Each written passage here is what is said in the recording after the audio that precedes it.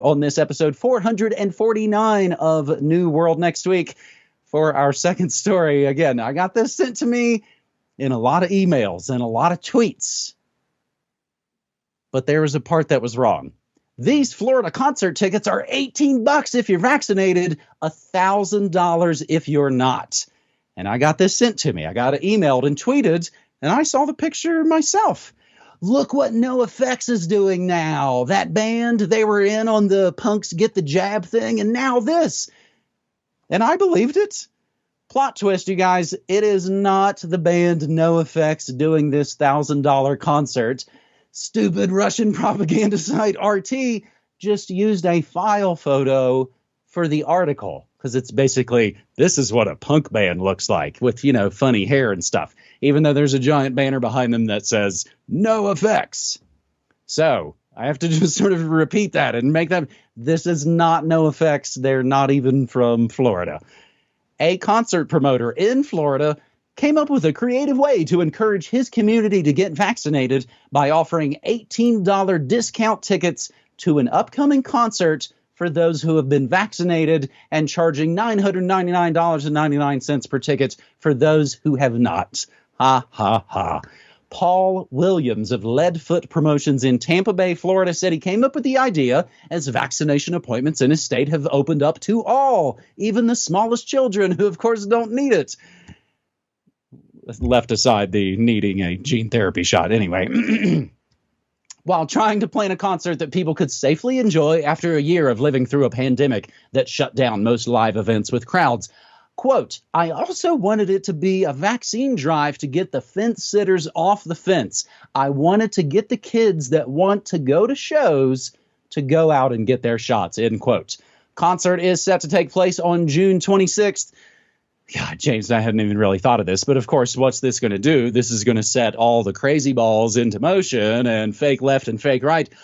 This, of course, sets the stage for, hey, hopefully some violent confrontation between two supposedly opposing sides. Concert set to take place June 26th at the VFW Post 39 venue in St. Petersburg. Again, a hilarious, collaboration between, military and super punk rock. So again, this ain't NoFX. It's three bands that I ain't never heard of. And as you might know, I've heard of a couple of bands. I've never heard of these guys. Teenage Bottle Rocket, Make War, and Rutterkin. Some 250 discounted tickets for vaccinated patrons are on sale compared to just 4 $1,000 tickets. And of course, shocker, shocker, nobody's bought any of the $1,000 tickets. We're all vaccinated. We encourage everyone to get vaccinated so we can see you in the pit. Ryan Carlisle, singer and guitar player with the band Teenage Bottle Rocket, told Tampa ABC affiliate WFTS. The response to his initiative from the local music scene, so now they make it sound like it's this band's initiative. And this, again, kind of gets to some of my questions about this, James. The response to his initiative from the local music scene has been overwhelmingly positive, Williams said. He's been receiving negative comments. Oh, I guess they are still talking about, are they talking about Ray Carlisle getting the text, or are they talking about Paul Williams getting the text? James, again, that's the difficulty in the amazing world of mainstream journalism. You try and read an article and it doesn't make any syntax sense to you. So between one of these dudes, whether it's Paul Williams or the dude in the band, he's been receiving negative comments from a slew of anti-vaxxers who he said obtained his phone number and have been inundating him with spam messages. Remember, fake left loves doxing until, of course, it comes back to bite him in the butt. James, my main kind of question to this, at least going on the cliche of concert promoters, why would they give a crap? Why would concert promoters care about this at all? He wasn't, I mean, if selling 250 tickets was keeping him in business, he's probably would have been out of business a long time ago. That's my question. Why the bribes in all these situations? Donuts and guns and lotto tickets for fake right. How about maybe protests and dating apps and concerts for fake left? This level of mind control, James, is stunning, as we've say more and more often to each other and Brock and the rest of us. Hellscape. It just seems, again, like our friends and family have all been completely body snatchered. James, this, of course, would definitely be a media monarchy type of story. And I'm glad to give the people what they want. Just like this concert promoter, right? Well, Exactly. in the most non-conspiratorial reading of it, at the very least, you can imagine a promoter who would do this specifically for the press, because obviously it makes headlines, and here we are talking about it. So there you go. But yeah, again, the fact that so much is swirling around this issue in particular obviously means there's a much larger agenda at play. But if you're watching this, you already know that. Now, to be fair, here's my hot take on this. I am a person of what I like to think are consistent principles. So I think it's absolutely, totally fine. Okay, if you are a concert promoter and you want to charge unvaccinated people $1,000 to go to your concert, fine. If you're a business owner and you want to bar anyone who wears black socks on a Wednesday from your business, fine. Or, you must wear a bunch of grapes on your head in order to enter my store. Okay, set whatever stupid, crazy, dumb rules you want and go out of business, because that's what's going to happen. But anyway, fine, your choice. But since we're all dealing with consistent principles here, then of course the inverse is true, right? If there's a business owner that says, no masks in my store, that's perfectly fine, right? I'm sure the other side will absolutely grant that, because I'm sure they're consistent with their principles too, right? We'll find out here in about 30 seconds. James, just to wrap up this story, I would be really interested and I didn't have the time or the ability to kind of dig into this. Sidebar, I also find most search engines trying to find anything, we've talked about this, trying to find anything on the internet anymore is pretty much a fool's errand. It's all basically become a giant mess. Kind of like if you wanted to try and search for anything about Bill Gates, all you get is divorce, tabloid crap. They constantly drop hay bales on our needles. I would be really interested to find out how long Leadfoot Promotions has actually been around and who this Paul Williams guy is. Anybody in the Tampa Bay, Florida area, hit me up, james@MediaMonarchy.com. Did this company start last year? Was he selling Rockefeller medicine as a promoter before this? I am speculating, but it does kind of make my indie sense tingle, James. So we'll get to our final story on this episode 449 of New World next week with possibly another speculation. You've got yours and I've got mine. What if this final story here could lead to a more voluntarist society? California restaurant owner tax on $5 fee for customers who refuse to remove their masks. The owner of a Mendocino, California restaurant is penalizing customers who wear masks inside. $5 fee added to orders placed while wearing a face mask, reads the sign posted in the windows and at the register at Fiddlehead's Cafe. The fine print reads that also, anyone overheard bragging about having been vaccinated will also get hit with another $5 charge. Customers either love it or hate it, said owner Chris Castleman in an email to NBC Bay Area News, which we will include the link to that. But of course, run it through archive.is so we don't give Comcast any extra traffic there. Again, Comcast News, NBC, it's Disney News. That's who owns all of this. Chris Castleman said the fee is ultimately considered an optional donation, which goes to charities assisting victims of domestic abuse, which is, of course, one of the numerous things which has gotten way, way, way, way worse during the scamdemic. And again, James, do you think the other side would give the same leeway like this? Oh, it was just kind of a publicity stunt. I bet my butt that punk rock promoter will immediately go, sweet, I got $1,000. I can't believe some sucker did it. But Chris Castleman says about his restaurant, there are people who refuse to pay it. I guess a $5 donation to charity is too much to ask of them. Others have gladly paid it, knowing that it goes to a good cause. I don't force anyone to pay. I give them freedom of choice, which seems to be a foreign concept in these parts of the country, Castleman added. And this isn't the first time. He has, of course, trolled the normies, posting signs in April which read, throw your masks in our trash bin and get 50% off your order, as well as get your free COVID-19 vaccine card here, accompanied by a photocopy of what appeared to be a COVID-19 vaccination record.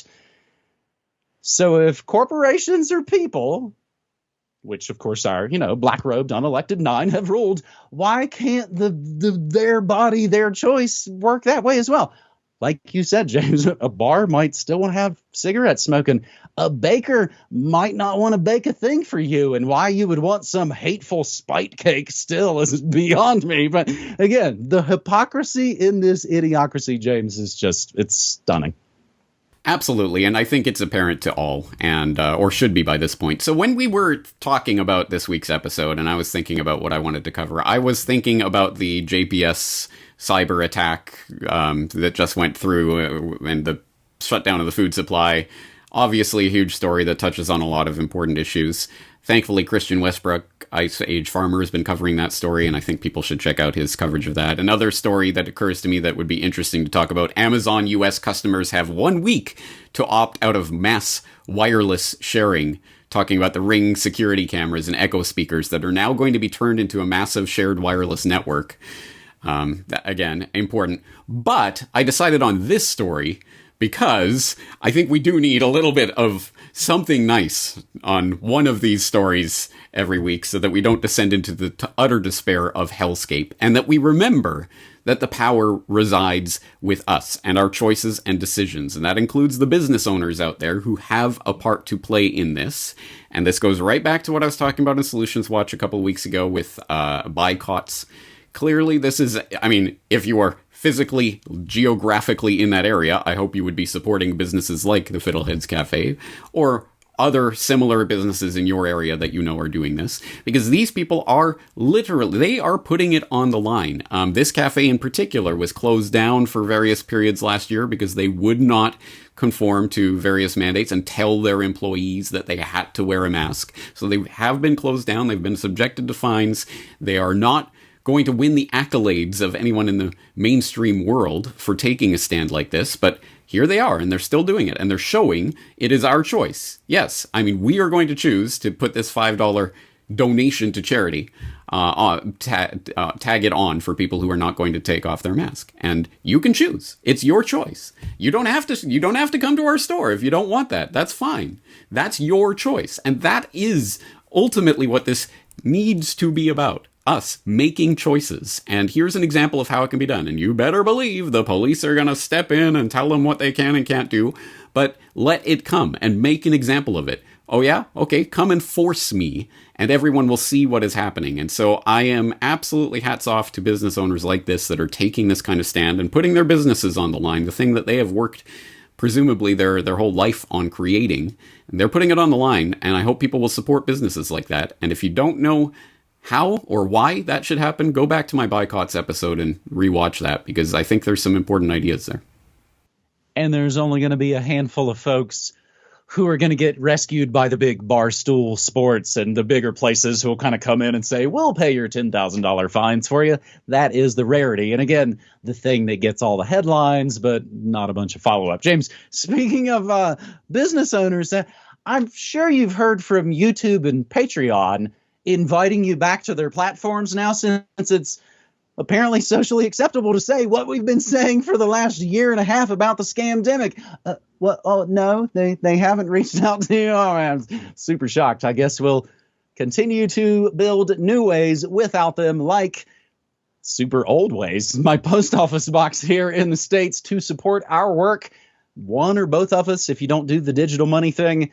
Of course, you can find all that info down in the show notes to the post office box. If you didn't know, I stream news, music, memes, and more Monday through Friday, 9 to 5 Mountain Time at MediaMonarchy.com. And I also play the exclusive audio of your brand new New World Next Week episodes on Thursday mornings here in the States after my Morning Monarchy broadcast. That would be before the video has been published anywhere and then censored anywhere. James, our last week's New World Next Week episode was, I don't know that I even realized it had been fully published until you were telling me, oh yeah, they already struck it down. Yeah. And that's a strike. Yeah, that's an official strike. So I've been in the penalty box for 1 week, unable to upload to my YouTube secondary channel. But whatever. We don't need to explain this to people. If you are only getting me on my YouTube secondary channel because my main channel was deleted, then there's no hope for you and you will never learn. So anyway, you were never part of my real audience. If you are watching this, I think the strike is expired now, so I think I can upload this video to YouTube now. We'll try. and it will probably get struck, and then I'll have 2 weeks to wait, and then the third strike, and the channel will be gone. I'm telling you, my secondary channel is going to be deleted in the not-so-distant future. But people already know that. So anyway, if you're part of the real audience that is not watching me on YouTube, then you don't need to hear any of that. Anyway, thank you, James, for helping put this together, and I'm looking forward to doing it again next week. Always, buddy. Thank you so much. Take care. Take care.